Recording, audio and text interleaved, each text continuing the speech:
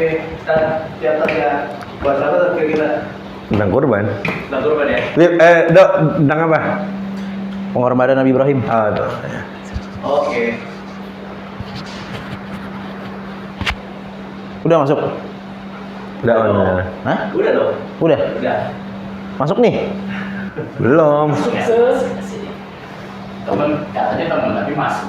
Udah. Nanti nggak jadi. Udah, masuk aja. Masya Allah. Asik. Suasana baru. Alhamdulillah nih. Tapi kita bukan di ya. Bismillahirrahmanirrahim. Alhamdulillah wassalamualaikum wa ba'd. Tadi Dok nih kita agak nyantai sekarang nih. Iya dong. Suasana baru. Suasana baru nih. Masya Allah. Mendekati tahun baru. Hijriah. Tahun baru Hijriah. Ah, Hijriah. Iya kan? Ya saat ini kan udah masuk Zulhijjah nih, sekarang tanggal 4. Biasanya lagi rame-ramenya ngobrolin tentang Idul Adha. Berkaitan Idul Adha itu apa ya Set, yang kita enak ngobrolin nih sekarang? Berkaitan Idul Adha dan haji Nabi Ibrahim sih. Ya sih, sosok inilah ya yang nggak bisa lepas dari Idul Adha lah ya. Nggak bisa lepas dari Idul Adha dan haji ya. Kan haji kan mulainya dari Nabi Ibrahim kan. Syariatnya. Terus dikekalin sama Nabi Muhammad. Boleh deh, tentang apa ya kira-kira kita ngobrol Sat? Santai aja kan? Santai aja. Menariknya gini Sat, kalau kita baca Al-Quran, dalam Al-Quran tuh ada 2 nabi yang secara langsung disebut oleh Allah namanya gitu ya, disandingkan dengan keteladanan. Oke, uswah gitu ya. Ya kalau kita sebagai muslim semua nabi dan semua rasul jelas uswah lah ya, teladan. Tapi ada keistimewaan gitu kan, secara spesifik Allah dalam Al-Quran ada 2 nabi disebutkan namanya bersandingan dengan kata-kata uswah itu, kata keteladanan. Nabi siapa itu? Nabi Muhammad sama Nabi Ibrahim. Nabi Muhammad kan laqad kana lakum fi rasulillahi uswatun hasanah. Ane lupa ayat berapa ya? Suratnya surat apa gitu? Al-Ahzab kalau nggak salah ya. Kalau Nabi Ibrahim kalau nggak salah Al-Mumtahanah ayat 4. Qad kanat lakum uswatun hasanah fi Ibrahim. Ini menarik nih. Apa bedanya itu Sat? Kalau bedanya sih wallah alam ya. Tapi kenapa 2 ini yang jadi uswah gitu? Nah, itu dia yang jadi pertanyaan ya. Ya kalau Nabi Muhammad sih, ya kalau kita lihat perjalanan hidupnya gitu kan, 23 tahun sebagai seorang nabi dan rasul, ya seluruh hidupnya adalah uswah gitu kan. Nabi Ibrahim juga, bahkan kan dalam ayat lain Allah mengatakan inna Ibrahim kana ummatan qanitan lillah. Yang menarik tuh mungkin orang bertanya-tanya gitu kan, kenapa satu orang dibilangnya ummah gitu. Kan umat biasanya identik sama banyak kumpulan orang, banyak orang gitu. Bahkan dulu Abdullah bin Mas'ud kalau nggak salah pernah bilang ya lagi ngajar lah di depan murid-muridnya gitu kan. Terus nyebut ya pengen jelasin sebenarnya makna ummah di situ apa gitu. Beliau bilang inna mu'adzan kana ummah. Malah Mu'adz yang dibilang. Sampai murid-muridnya tuh bilang dalam hati mereka gitu ya, atau di Mu'adz? Nah Mu'adz, salah kali nih. Kan seharusnya Ibrahim. Oh iya. Wahai guru, mungkin maksudnya inna Ibrahim kana ummah gitu.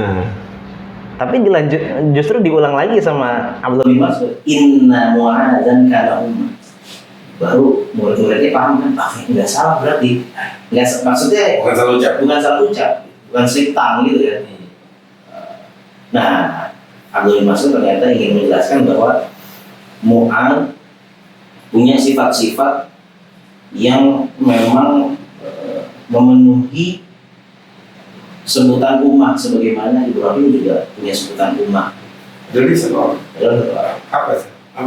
kenapa disebut umat padahal sendiri? Beberapa ulama bilang katanya artinya Ibrahim disebut ummah itu berarti Ibrahim memiliki tindakan-tindakan atau punya upaya-upaya usaha-usaha yang manfaatnya dirasakan oleh orang banyak. Itu rahasianya begitu. Nah ini mungkin bisa dikatakan pengorbanan juga ya. Pengorbanan besar. Kalau kita lihat kisahnya Nabi Ibrahim ada di Al-Quran tuh ya. Pengorbanannya itu meliputi banyak hal. Artinya pengorbanan secara fisik ada, pengorbanan secara apa ya, emosi, rasa, Harta pasti. harta jelas, psikis gitu ya. Semua ya. Semuanya. Fisik dan harta gitu ya. Itu kalau kita baca sejarahnya Nabi Ibrahim kan harus pindah-pindah Palestina, Mekah, dari Irak Irak, ke Haran. Haran itu sekarang Syam. Syam, Suriah lah. Sorry. Suriah. Dari Haran kemudian ke Palestina, sempat ke Mesir juga, balik lagi ke Palestina, Mekah. terus ke Mekah. Ada bolak-baliknya kan, Palestina Mekah, sampai akhirnya wafat di Hebron, Palestina terus kan. Palestina sekarang. Bukan ini ya. Nah, bilang kaya lah. Iya. Kan kita nggak Ngakui. ngakui. Dan ya kalau dipikir ya, kalau coba dibayangkan gitu ya, orang pindah-pindah dari Irak, Haran, Palestina, Mesir, Mekah. Ya, kalau Palestina Mekah itu bolak-balik berapa ribu kilo. Zaman dulu tuh kan hitungannya kalau naik unta ya, PP 2 bulan kali. PP 2 bulan. Beda bulan. Ya kalau orang zaman sekarang ya, kalau konteksnya dia healing, traveler gitu kan, atau mungkin zaman sekarang kan food vlogger udah bukan lokal lagi ya, tapi udah internasional gitu. Ya enak-enak aja, santai. Tapi ini kan Nabi Ibrahim misi dakwah nih, gitu kan. Bukan melancong. Berarti berat kan? Artinya fisiknya terkuras, hartanya juga jelas terkuras. Makanya disebut ummah itu karena banyak sekali pengorbanan dari Banyak sekali sisi itu ya, semua posisi. Selain fisik, ada secara psikis, emosi. Ketika Nabi Ibrahim harus berhadapan dengan ayahnya. Kan banyak bisa yang antum sebut. Apa yang mau kita tebelin dengan waktu yang terbatas?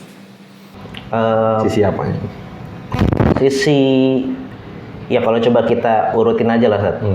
Dari tadi fisik gitu ya, dan harta jelas gitu. Terus dari sisi emosi dan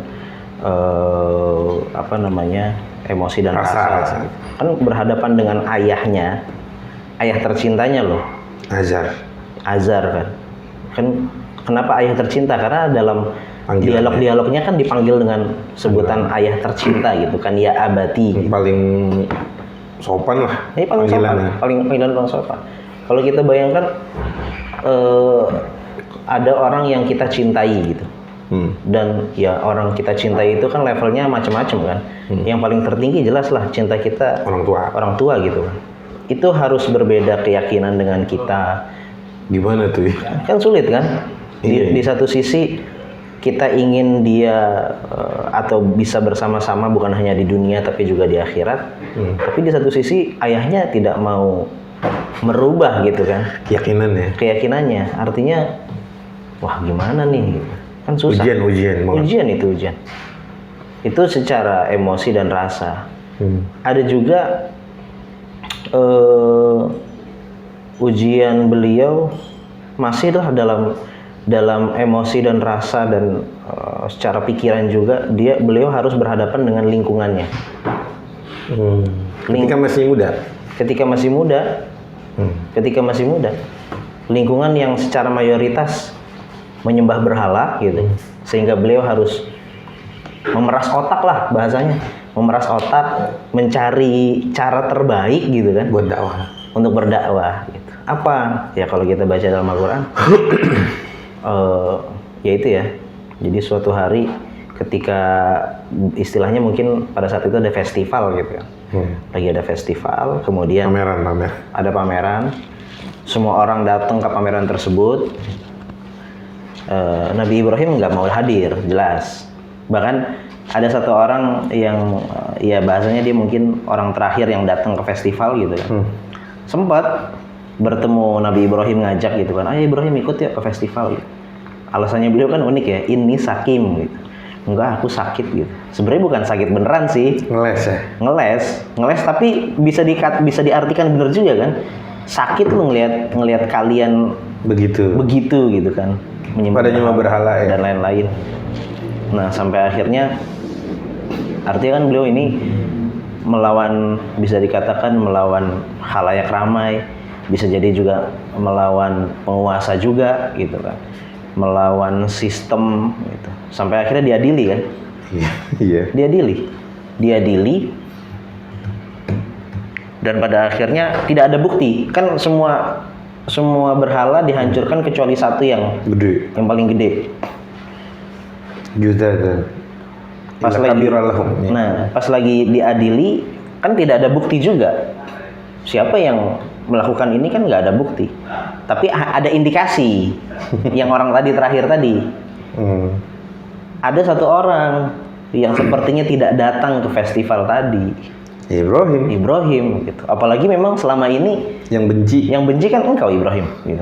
Ya selalu bertentangan dengan khalayak ramai ya. Nah, itu dia. Dengan mayoritas. Sampai akhirnya Nabi Ibrahim bilang kan, "Lah, ini ada yang gede satu, coba aja tanyain." Kan yang tikun. Kalau dia bisa ngomong. Nah, itu dia kan orang-orang sampai ketawa. Gimana sih ente orang ini berhala kagak bisa ngapa-ngapain, masa kita tanyain ke dia? Lah, baru kena tuh. Justru di situ, iya kan? Itu yang diinginkan Nabi Ibrahim di situ. Itu dari sisi dakwah, berarti ternyata itu menguras ini Nabi Ibrahim banget ya dari semua sisi ya. Iya, semua sisi bahkan. Kan tadi yang antum mulai urutin dari pertama itu tentang orang terdekat. Kedua masyarakat. Selanjutnya bahkan sampai pernah berhadapan juga dengan penguasa langsung kan, Namrud. Yang diminta Tuhan saya bisa ini, bisa gitu ya? Iya kan? Rabbiyalladzi yuhyi wa yumiit. Qala ana uhyi wa umiit. Ana uhyi wa umiit. Lah, Tuhan ente bisa mematikan dan menghidupkan. Ani juga bisa. Panggil 2 orang sini. Satu tebas. Iya. Tuh kan ada yang mati, ada yang hidup gitu kan. Giliran didatengin matahari kagak bisa. Kan gitu. Itu kebayang ya Nabi Ibrahim tuh kenapa sampai dijulukannya mungkin Khalilur Rahman tuh dengan berbagai macam ininya kali Set ya. Benar. Apa namanya? Ya beban, ya tanggung jawab, apapun lah yang beliau usahakan kali ya. Iya benar. Ya orang kalau lanjutan dari peradilan tadi akhirnya ulquhu finnar gitu kan, ulquhu fil jahim ya. Iya. Udah bikin kobaran api, terus kita masukin Ibrahim ke dalam situ gitu kan. Dan padahal nggak terbukti. Argumentasinya pun kalah tuh sama Nabi Ibrahim ya. Argumentasinya walaupun ada indikasi memang gitu kan. Iya. Tapi kan kemudian mujizat Allah kan. Ya naru kuni bardan wa salaman. Nah ini menarik Ustaz. Kuni bardan wa salaman ala Ibrahim. Allah kan kemudian mengizinkan dengan izin Allah gitu ya, menyuruh api sementara yang biasanya bersifat panas dan membakar gitu. Sementara berubah ya, jadi dingin dan tenang. Salam. Dingin dan menyelamatkan. Iya, salaman. Iya kan? Karena kan bisa jadi orang mati kedinginan. Bisa jadi. Tapi ini bentuk mukjizat, kesempurnaan mukjizat Allah gitu ya. Sejuk kali ya, adem gitu. Nah iya kan, ya kalau mungkin kita bahasakan keluar dari kobaran api, Nabi Ibrahim justru menggigil. Kan orang bingung kan? Iya. Lah, keluar dari api biasanya orang mah habis kebakar gitu kan, gosong lah gitu. Nah ini malah justru menggigil gitu kan aneh juga. Sampai akhirnya, ya ini sebenarnya ada pelajaran menarik juga ya Sat ya, kalau kita pikir-pikir. Setelah kejadian mukjizat itu ya, kan nggak ada yang kemudian tersadar untuk beriman kepada Nabi Ibrahim kan. Artinya perubahan tidak terjadi karena adanya keajaiban atau mukjizat gitu. Justru karena ada kesadaran diri gitu. Langkah-langkah real ya. Langkah-langkah real untuk merubah diri sendiri dulu gitu. Ini mukjizat berarti dalam tanda kutip yang nggak selalu efektif ya.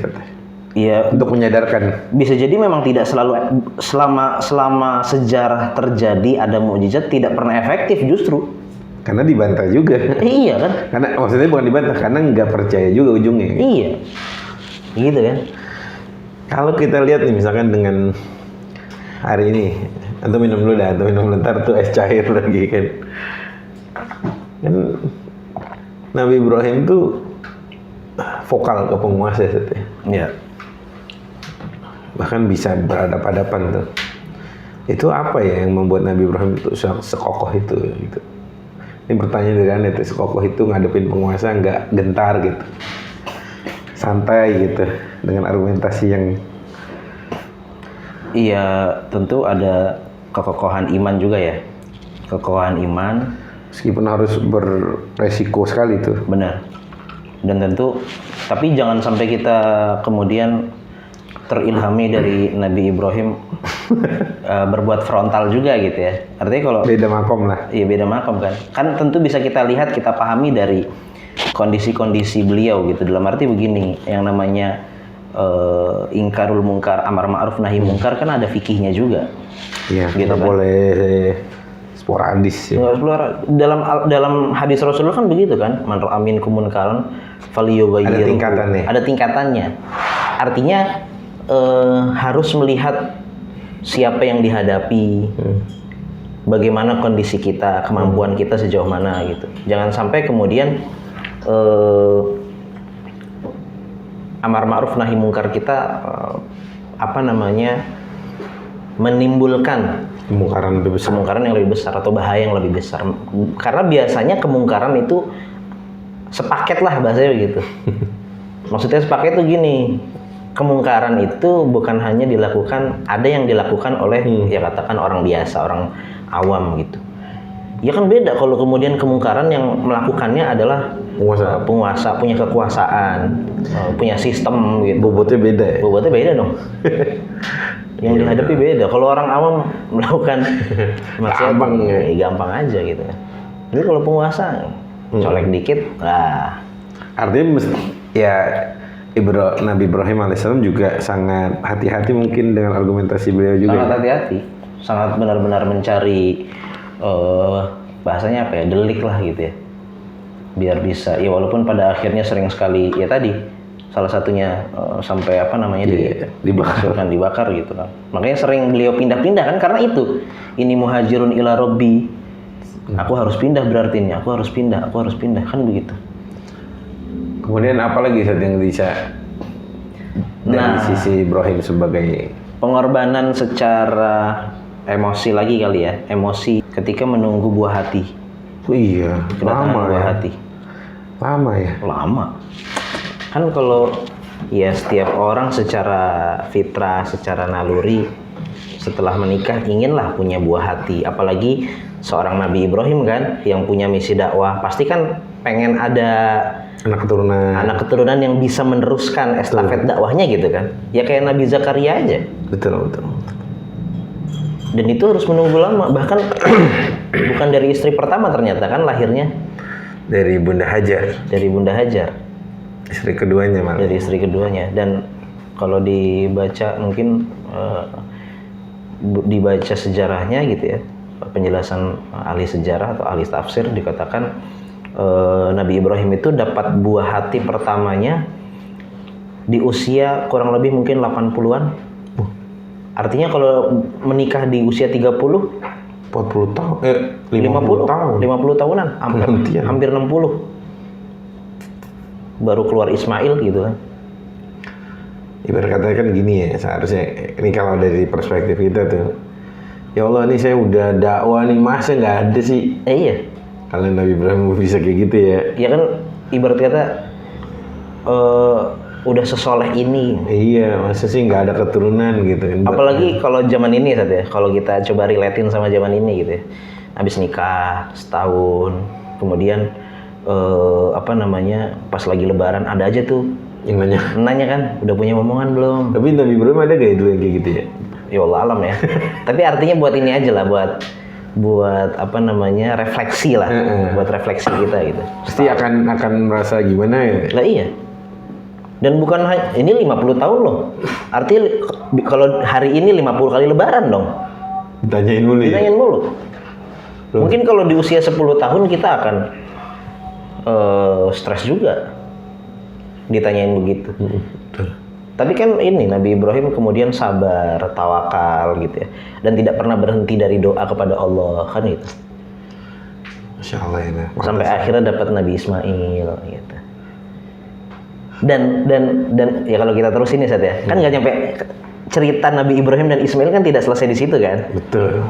Ketika dapat Nabi Ismail masih lucu-lucunya. iya masih bayi kan, masih iya bisa dibilang di bawah 5 tahun jelas lah gitu. Lucu-lucunya lah. Lagi lucu-lucunya, lagi gemoy-gemoynya gitu kan. Diperintahkan oleh Allah untuk dibawa, ditempatkan ke Mekah. Jauh, nggak ada apa-apaan. Bukan hanya jauh dan nggak ada apa-apaan. Kalau kata Nabi Ibrahim kan ini askantu min dzurriyyati biwadin ghairi dzi zara' gitu kan. Kagak ada tumbuhan, kagak numbuh, nggak bisa numbuh. Artinya sumber makanan nggak ada. Ya Allah. Dan harus ditinggal.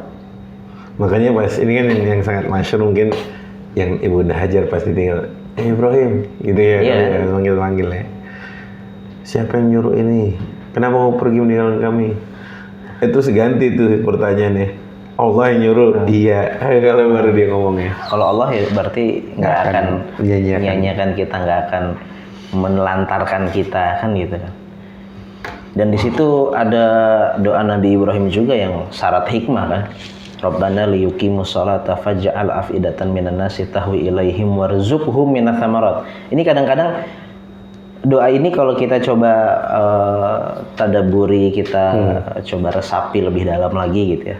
Terus kita relatekan dengan keadaan hari ini, menarik untuk digali gitu ya. Ketika masalah Nabi Ibrahim dengan menempatkan Hajar dan Ismail yang itu masih bayi di tempat yang tadi tidak ada sumber makanan, Nabi Ibrahim tuh yang pertama diminta Rabbana liyuqimus shalah. Ya Allah, jadikanlah keturunanku Mendirikan orang-orang yang mendirikan salat. Artinya beliau benar-benar paham bahwa seluruh atau semua segala masalah hidup kunci utamanya adalah memperbaiki hubungan dengan Allah, Sang Pencipta kan gitu, Sang Pemberi rizki. baru bisa minta. Nah, faj'al af'idatan minan nas. Ini menarik juga. Kenapa yang diminta agar manusia itu mau menerima, mau tinggal di situ. Artinya yang diminta Nabi Ibrahim itu ketika orang-orang kemudian mau tinggal di situ, itu juga kemudian terjadi kerukunan.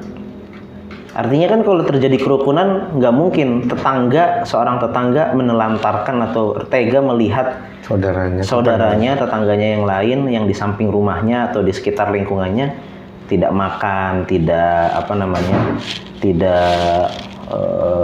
minum, kelaparan, kan gitu kan?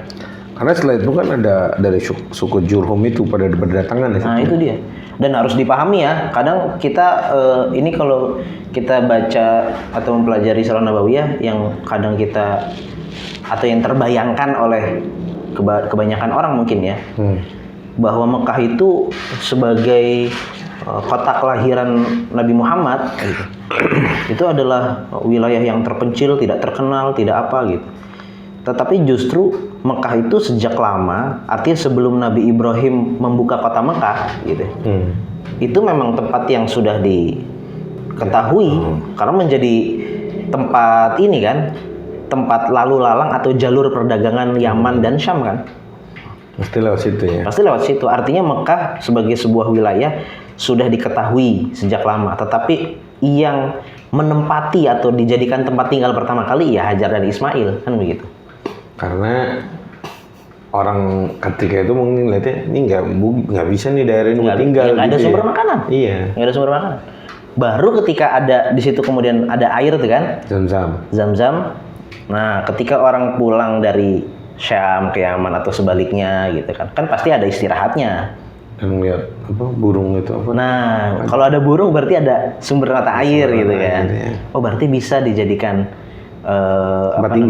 tempat istirahat dulu. Tempat istirahat dulu, baru kemudian jadi tempat tinggal sampai akhirnya ya ada retribusi lah. Orang mau lewat sini mau istirahat sebentar ada retribusi dulu. Bayar lah. Nah, kan lumayan tuh. Masukan ya? Jadi masukan. Dan kalau orang istirahat di situ pasti bawa sumber makanan kan, perbekalan dia kan. Masya Allah. Nah, dari situ ya doa. Dari situ doanya. Realisasinya dari situ. Dan yang menarik itu doanya Nabi Ibrahim yang terakhir, Warzuqhum minats tsamarat. Iya. Dan berikanlah rizki berupa Buah-buahan. buah-buahan, bukan satu macam nih. Betul. Bermacam-macam Macam-macam jenis. Ya? jenis gitu kan. Lah di Mekah gimana? Sumber makanan aja nggak bisa. Kok malah doanya gitu? Malah doa gitu. Insya Allah ya. Ya kadang emang harus sekali-kali minta sama Allah tuh yang aneh-aneh gitu ya. Bukan aneh-aneh yang gimana gitu ya, tapi yang Kira-kira nggak masuk akal. nggak masuk akal dalam pikiran kita gitu ya. Iya. Ya, mungkin misalnya gitu ya, kalau lagi musim-musim haji gini gitu kan, ngeliatin orang yang pergi haji, kira-kira kita bisa nggak ya haji itu? Apalagi yang mungkin yang sudah tua gitu ya, usia sudah 50, 60, punya duit juga belum. Kalau punya duit pun daftar ngantri 30 tahun, nyampe kagak usia kita kan gitu kan. Berarti doanya harus dirubah biar bisa haji furoda gitu. Oh gitu ya? Iya. Berarti minta sama Allah tuh 400 juta, 500 juta gitu kan. Gede amat. Ya kalau bagi Allah mah kecil kan. Iya, harus detail lah ya. Harus detail gitu kan. Tapi kemudian realisasi doa Nabi Ibrahim kan dari Taif. Iya. Taif yang kemudian ya kalau hari ini ada yang suka umroh gitu kan. Taif itu kan Kebun-kebunan ini ya, buah-buahan banyak. sayur, iya buah macem-macem lah. Tapi nggak tahu durian ada nggak ya? Nggak tahu ya. Enggak sih, susah kan. Tapi iya ya, maksudnya nih Mekah hari itu nggak ada matinya, Sir. Nggak ada. Apakah itu diantara setelah izin Allah ya, doa Ibrahim alaihissalam ya? Iya. Jadi megah gitu. Iya. Dan mungkin kenapa realisasi doa Nabi Ibrahim bisa langgeng bahasanya gitu ya. Terus ada gitu loh. Mungkin sampai hari kiamat ada gitu. Ya karena tadi ada di sebelum doa itu kan ada pengorbanan-pengorbanan berat yang dilakukan oleh Nabi Ibrahim. Hingga Allah jaga dari situ ya. Makanya kemudian ya setelah berbagai macam ujian yang berat gitu ya, pengorbanan yang berat juga, kan Allah kemudian mengintisarikan gitu ya, kehidupan dan ujian berat Nabi Ibrahim. Wa idzibtala Ibrahim rabbuhu bikalimatin fa'atammahun. Dan ingatlah ketika Ibrahim diuji dengan ujian-ujian berat oleh Tuhannya dan dia sukses bisa menjalankan semua ujiannya itu gitu. Rewardnya apa dari Allah? Inni ja'iluka linasi imama. Aku menjadikanmu sebagai teladan besar, orang hebat, pemimpin besar untuk seluruh manusia. Tapi uniknya saat lagi-lagi Nabi Ibrahim minta nambah gitu kan. Wa min dzurriyyati. Ya Allah kasih juga ya buat keturunanku gitu. Oke boleh. Tapi syaratnya satu, la yanalu ahdi dzalimin. Berarti siapapun yang zalim nggak berhak melanjutkan eksistensinya doa Ibrahim. Doa Ibrahim. Dan ini kalau konklusi akhir nih dari pengorbanan Nabi Ibrahim gitu ya, terutama buat anak-anak muda, ya kalau kita sebagai orang tua bisalah kita sampaikan ini terus kepada anak-anak kita gitu, bahwa untuk menjadi orang hebat, orang besar gitu ya, itu jangan pernah takut menghadapi dan berkorban melewati tantangan-tantangan dan ujian-ujian berat. Karena kayaknya coba nih kalau kan masalahnya gini saat anak-anak sekarang gitu ya, mungkin karena sering melihat konten-konten flexing gitu kan, itu kan kayaknya gampang banget sih orang jadi kaya gitu ya. Memotong kompas deh. Nah sehingga kemudian terpikir gimana caranya biar kaya cepat gitu. Lah bisa jadi yang flexing mah duitnya duit dari hasil pencucian uang gitu kan. Bisa jadi. Gitu kan. Iya. Padahal kalau orang kaya beneran artinya dia pengusaha sukses gitu. Kayaknya nggak gitu hidupnya. Kayaknya kalau kita tanyain nih, ente udah berapa kali tertipu dalam bisnis ente? Kayaknya tidak terhitung dan tidak terhitung secara jumlah, kuantitas dan tidak terhitung secara total rupiahnya berapa kan begitu. Ya udah ujian lah itu bahasnya, ujian sampai akhirnya mereka jadi di posisi sekarang ya. Sunatullahnya gitulah, orang hebat pasti melewati rintangan yang berat juga. Artinya nggak instan sebagai Nabi Ibrahim. Tapi menarik Ustaz, menurut aneh Nabi Ibrahim itu nggak melupakan sisi minta ke Allah setelah ujian itu, ya kan? Nah kadang kita nih saat ya lupa nih kadang yang sebagian mungkin dari kita tuh udah diuji sama Allah bertubi-tubi tapi nggak ihtisab tuh. Ihtisab tuh ini apa teman-teman? Minta ganjaran dari Allah tuh. Nah kayak Ibrahim kan udah dihabisin dengan semua ujian, terus beliau berharap ya kan. Akhirnya harapan itu Allah kabulkan berupa anak-anak keturunan beliau jadi nabi. Nah, termasuk nabi kita kan, Muhammad SAW itu. Jadi kayaknya setiap diuji sama Allah tuh kita nggak cuma harus sabar, tapi harus ihtisab tuh. Benar-benar. Ihtisab tuh maksudnya, ya Allah saya udah sabar nih dengan ujian ini, ya Allah berikan saya pahala yang besar, pahala yang banyak, atau mintalah apapun gitu kali ya, kayak Ibrahim. Ya artinya ini ya, berarti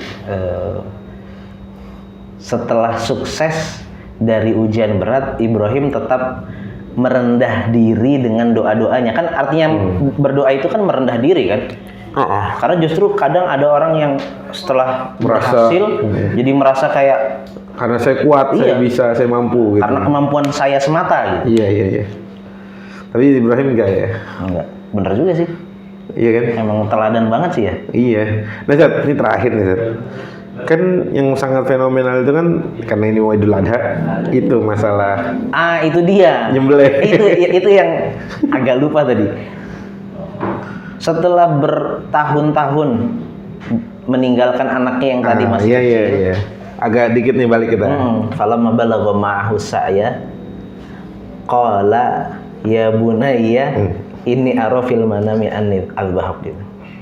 Loh, udah setelah bertahun-tahun tidak bertemu, datang lagi justru ada perintah dari Allah untuk menyembelih gitu. Tapi kan ini menarik saja. Ini kalau kita sedikit berbicara tentang pola komunikasi seorang ayah kepada anaknya gitu ya. Ketika ingin menjelaskan hal-hal yang berat tuh memang harus diperhalus gitu kan. Kan ini berat. Betul. Bagaimanapun ini anak yang sudah lama ditunggu-tunggu, baru mulai dewasa, harus diperintah sama Allah harus disembelih gitu ya. Kan gimana coba rasanya gitu kan. Tapi kan Nabi Ibrahim kemudian sampai mencari cara lah. Wahai anakku tercinta yang selama ini aku tunggu-tunggu kehadiranmu gitu kan. Aku bermimpi tadi malam menyembelihmu gitu. Kan bahasanya tidak langsung aku diperintahkan oleh Allah untuk menyembelihmu, kan enggak kan? Agak berat kayaknya bahasa yang seperti itu sehingga mencari cara. Ya. Tapi kemudian Nabi Ismail sebagai anak yang soleh juga. Anak soleh, anak yang memang cerdas, dia tahu ayahnya adalah seorang nabi, mimpi seorang nabi adalah hak perintah dari Allah, wahyu. Makanya Nabi Ismail bilang kan, ya abatif al matukmar. Clear ya. Clear. Maksudnya nggak banyak tanya tuh. Nggak banyak tanya, karena dia langsung paham, langsung connect memahami, langsung connect gitu. Kayaknya memang ini kalau dipahami bukan hanya sekedar kecerdasan yang memang diberikan begitu saja ya. Bisa jadi memang ada kontribusi seorang ibu yang hebat kan. Hajar. Ibunda Hajar. Aneh pernah baca gitu tentang Nabi Ibrahim nyuruh Nabi Ismail cerain istrinya. Itu pernah tahu saat itu? Belum deh. Yang dibilang ganti pintu ente. Oh iya. Tahu itu itu gaya komunikasi keren juga tuh karena pas ketemu kok modelannya begini. Sampein sama Ismail kalau nanti dia bilang suruh ganti pintu ente. Itu artinya aneh suruh cerain ente. Akan diceraikan dari istrinya Ismail. Akhirnya pas ketemu lagi kan jarang buat ketemu ya. Udah mah ya Allah. Mungkin juga ini pesan buat para ayah kalau jarang ketemu sama anak tuh gimana cara ngondisinya ke Ibrahim sama Ismail gitu loh. Iya. Ketemunya sekali ketemu langsung connect tuh. Sampai bilang sama yang kedua tuh, bilang sama suamimu suruh mempertahankan palang pintunya gitu kan. Waduh. Kayaknya orang Betawi gara-gara ngambil dari situ kan palang pintu. Bisa jadi. Kan masalah ini kan sebelum nikah kan palang pintu kan. Itu menarik juga tuh komunikasi. Udah mah jarang ketemu. Kan ada kan di antara kita nih yang kerjanya di luar negeri, pulang sebulan sekali atau mungkin berbulan-bulan. Nah itu gimana Satya? Untuk mengkomunikasikan antara ayah dengan anak layaknya Ibrahim yang meninggalkan Ismail lah sering dan tetap connect gitu loh. Padahal dulu kagak ada HP tuh. Kayaknya sih emang harus setidaknya ya kuncinya harus ada kesadaran sih, kesadaran dari seorang ayah gitu. Untuk terus membersamai Untuk terus membersamai anak atau setidaknya ya kalau memang pasti yang namanya kerja itu kan tidak serta merta dalam apa namanya ya memang ada orang yang profesinya itu jarang ketemu gitu kan. Betul. Artinya bukan jangan berprofesi kayak gitu deh, enggak juga gitu. Iya. Tapi artinya kalau memang karena justru ada juga yang ya setiap hari pulang ketemu tapi seperti tidak ada gitu. Betul. Artinya tidak ada sosok ayah. Betul. Gitu. Ya ini betul juga itu. Nah berarti kan tinggal mungkin ketika ketemu nih maksimal banget kali ya, totalitas banget kali ya ayahnya ngapain apa segala macam. Quality time-nya harus Quality time-nya kali orang sekarang bilang tuh. Masya Allah. Nah ini sih, tapi karena waktu kita terbatas ya, pengen banget sih sebenarnya ngebedah Nabi Ibrahim dari segala macam aspeknya karena beliau tadi antum bilang ummah gitu. Ada ini guys, kalau aneh sebut Ibrahim alaihissalam itu apa yang paling berkesan dari Ibrahim dari sisi antum? Ibrahim 2 kalimat atau 1 kalimat gitu lah. Kan biasanya itu kan ditampilin kalau orang ini ini gitu kan. Kalau aneh sebut Nabi Ibrahim alaihissalam yang terdetik di pikiran antum apa nih? 2 kata aja. Kayaknya dari Al-Quran kali ya. Awwahun halim. Wih, Awwahun halim. Awwah berarti kan kembali terus ya. Mengiba gitu-gitu kali ya. Merendah, artinya merendah kepada Allah gitu ya. Halim, lembut, tenang, tidak bersahaja lah ya. Bersahaja, tidak apa namanya gerasak gerusuk gitu. Masya Allah. Nah itu teman-teman ngobrolan kita singkat nih sama Ustadz Bambang Ridho dengan style yang agak berbeda kali ini. Jadi nantikan obrolan-obrolan singkat, nggak tahu nanti antum ada bahas apa lagi Ustadz sama aneh. Belum kepikiran. Series kan beliau udah 3 series teman-teman di Tasli. Udah 3 ya? Udah 3 dari mulai berbeda tuh apa namanya? Berbeda boleh ribut jangan. Ribut jangan. Kemudian tentang keluarga. Kemudian tentang The Miracle of Quran. Udah 3 series coba ingin beliau bersama kita di Tasli. Insyaallah kita tunggu obrolan-obrolan daging dari seri-seri mungkin dari sebuah kitab tapi diobrolin dengan sangat ringan insyaallah supaya bisa dimaknain dengan teman-teman kalau Ustaz. Oke. Jazakallah khair Ustaz Bambang Ridho. Kopinya dihabisin Ustaz. Alhamdulillah. Insyaallah kita akan ketemu lagi teman-teman sahabat Tasli di kesempatan yang akan datang. Mohon doanya untuk supaya Allah tambah keberkahan di studio baru kita ini. Jazakumullah khairan wa lakum minkum. Assalamualaikum warahmatullahi wabarakatuh. Waalaikumsalam.